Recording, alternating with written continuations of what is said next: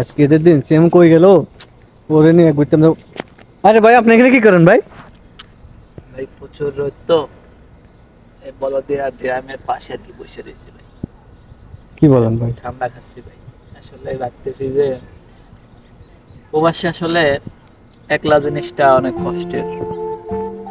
সবাইকে ছেড়ে, পরিবার ছেড়ে, বন্ধু বান্ধব ছেড়ে এখানে আর কি বসে আছি। মনটা খারাপ, একলা একলা ঈদ কখনো তো করি নাই। যেখানেই থাকছি বাংলাদেশে চলে আসছি, আর এখানে নামাজ পড়ার পরে এসে ঘুমাইতে হয়, আবার ডিউটিতে যাইতে হয়, কোনো ছুটি নাই। আছি এর ভিতরে আর কি শান্তি খুঁজে নিচ্ছি। টাকার জন্য কত কিছু স্যাক্রিফাইস করতে হয়, আসলে প্রবাসে না আসলে বোঝা যায় না। একমাত্র প্রবাসীরাই বোঝে যে কতটা কষ্টের প্রবাসিত করা।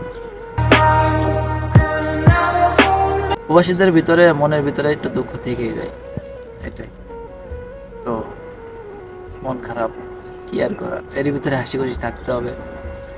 আর যেখানে এসে কাজ করি এখানে তো ছুটি নাই, ঈদের জন্য ছুটি নাই, ডিউটি আছে। ওই মাথার ভিতরে ওইটাই ঘুরে যে ডিউটি আছে, ঘুমাইতে হবে, আবার রাতে ডিউটি। এই কারণে সব মিলে ঝুলে একটু আছি, মোটামুটি ভালোই আছি। আল্লাহ যেরকম রাখছে, সব তো আল্লাহর ইচ্ছা। আল্লাহ তো যা করে বান্দা ভালোর জন্য, তো এটাই।